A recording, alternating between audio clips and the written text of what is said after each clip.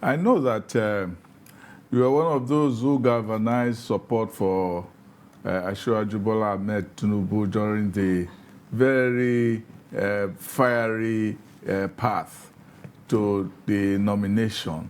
Can you give us some hint about some of the intrigues and underhand plays that took place in the run-up to the nomination from your own point of view? Because I know that you're also a principal player. Well, to a large extent, I want to say that there is no much and or anything play that transpired.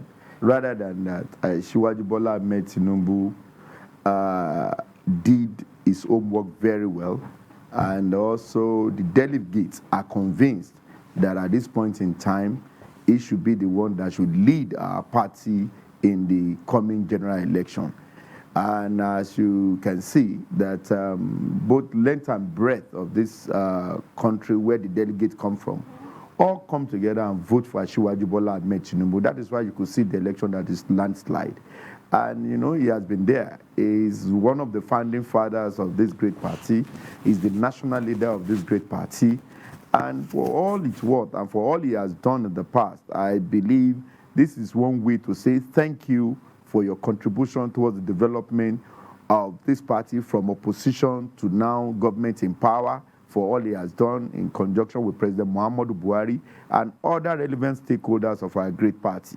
So if he has emerged victorious at the primaries, it shows his level of contribution, it shows his doggedness, his fighting spirit, and what he has put in to work over the years, coming together to give him victory in the last election. There's no doubt about that. A lot of us that came out to support him knows that he has done so much to deserve to be the one to represent the All Progressive Congress as the presidential candidate of our party. So, by and large, I want to say that we should rather thank the delegates, because we might do so much on our current work and the delegates get there and do otherwise.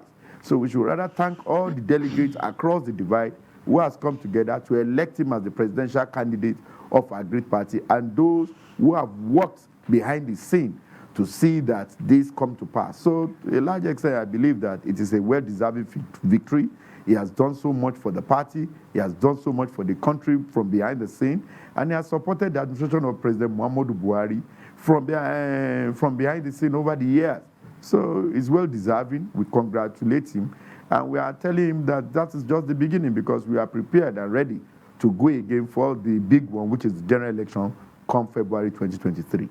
Now, could you please also just give us a sense of all the reconciliation moves going on within the party, especially in the Southwest, in the aftermath of the nomination?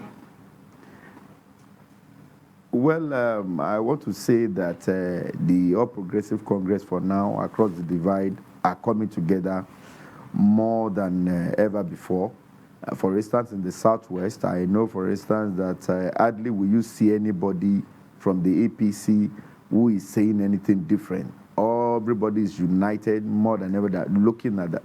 Asiwaju Bola Ahmed Tinubu is our presidential candidate, and we must deliver him in the forthcoming general election. So we are doing that. And also the candidate himself is doing a lot in trying to reach out to so many people. As you can see, he has visited all the other presidential aspirants that contested with him.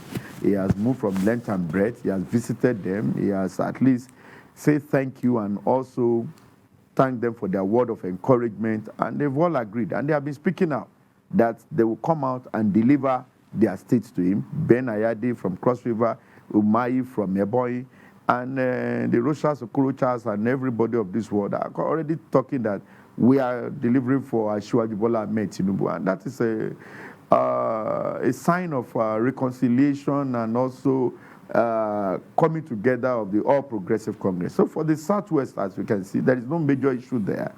All relevant issues that are there It's not as a result of the presidential candidate. It should be at the state level, and I believe that we are working around the clock to ensure that areas where there are challenges in some of those states, we are looking into it and see ways by which we can foster peace, harmony, and also to unite everybody together so that we can come out strongly in the forthcoming general election. For Southwest, Southwest is solid and is ready to go all the way for Adeola Tinubu. That I can assure you. So the reconciliation is still ongoing. At the party level, reconciliation is going, and also in other states of the federation, the party at the national level is trying to engage the governor and some of their representatives and those who are aggrieved across the party divide to ensure that we have a common ground for us to see reason why we should bury our hatchet and allow us to go into this forthcoming election as a one big, indivisible political party in 2023. Senator Olamilekan, let's quickly talk about your position in the Senate, heading, call it sensitive, call it powerful, but you are the chairman of the Finance Committee at this 9th Assembly of the Senate. You've been quoted several times as more or less validating Nigeria's loan status, foreign debt status, saying these are essential for development of infrastructure in the country. But now there are speculations and indeed fears that the country is broke as a result of its high debt level. What's your response to that? Let me thank you very much for going into the activities of my committee as the chairman, Senate Committee on Finance. I want to say that first and foremost, there is no doubt about the fact that the country, there are challenges currently before the country. I want to say that if the country is broke, the country is not broke as a result of the debt profile rising or anything, but because there are all other sensitive issues surrounding that which must be addressed, like the issue of insecurity in the country. This is one major issue that should be addressed so that we can bring in foreign direct investment into the nation. And I strongly feel that if we can address that, we will be better and be stronger. But looking at the issue of the foreign debt of this nation, we are guided. And we are guided by no other thing than the Fiscal Responsibility Act, which gives the threshold in which the borrowing must be to the GDP, which stood at 3%. And also there are provisos that in case there are emergency, in case there are issues, we can exceed that threshold. And you quite agree with me that there are emergencies, there are issues. There is the issue of insecurity across the divide, and as such, the issue of borrowing more is not something that all right, distinguished Senator, can afford to, because yes, we unfortunately we don't have all the time anymore, but we thank you sincerely for your time with us today, taking us through all of the issues we've discussed. We really appreciate your coming. And we know that going forward, we certainly will have more time to discuss further things with you as we get along. Thank you so much for coming on the program this morning. Thank you. Thank you very much. But once again, thank you for having me. And I can assure you that I will be readily available at any point in time you need my service. Right. Thank you. Thank you Thanks very for much. that, Thank you. Thank you.